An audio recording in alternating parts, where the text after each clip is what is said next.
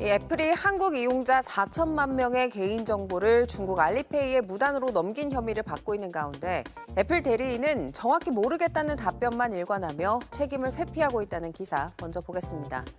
26일 수요일 뉴스투데이 시작합니다. 윤석열 대통령 탄핵 심판 절차가 어젯밤 모두 마무리됐습니다. 국민께 죄송하다며 사과는 했지만 경고성 계엄이었다는 기존 주장을 되풀이했습니다. 윤상문 기자입니다. 윤석열 대통령이 김영선이 좀 해줘라라고 했던 대통령과 명태균 씨 통화 녹취의 전체 내용이 공개됐습니다. 통화에서 윤 대통령은 김영선이 좀 해줘라라는 말을 3번이나 했고 당선 개입 의혹과 관련해 명태균 씨와 통화한 김건희 여사의 육성도 공개가 됐죠. 민주당 등 야권은 일제히 특검 필요성을 강조했고 국민의힘은 명태균 특검법에 대한 거부권 행사를 건의하겠다. 오전 경기도 안성 세종 포천 고속도로 공사 현장에서 교량이 무너졌습니다. 작업하던 노동자 10명이 추락했는데 4명이 숨지고 6명이 다쳤습니다. 김성국 기자입니다.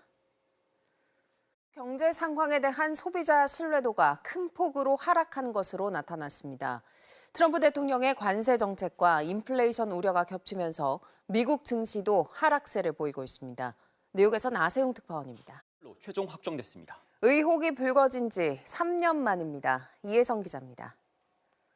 금리를 연 2.75%로 내렸습니다. 2%대 금리는 2년 4개월 만에 처음인데요. 올해 경제 성장률 전망치는 1.5%로 또다시 낮췄습니다. 박소희 기자입니다. 정부가 비수도권 전략사업 육성을 위해 여의도 면적 15배에 달하는 개발 제한 구역 그린벨트를 해제합니다. 그린벨트를 풀어서 기업 투자 심리를 되살리겠다는 건데요. 박성원 기자입니다. 와그락을 풀었습니다. 수능 감독관 업무를 하면서 수험생 개인정보를 알아내 마음에 든다며 연락한 교사. 개인정보보호법 위반 혐의로 재판에 넘겨졌는데 대법원이 무죄로 판단했습니다. 요즘 얼굴 화장을 한 어린이들 거리에서 심심치 않게 볼 수 있는데요. 식품의약품안전처가 조사했더니 초등학생 10명 중 1명이 색조 화장품을 사용하는 것으로 나타났습니다. 영화보다 더 영화 같은 삶을 산 인물입니다. 위장간첩, 무함마드 깐수로 유명한 정수일 한국문명교류연구소장이 향년 91세로 별세했습니다.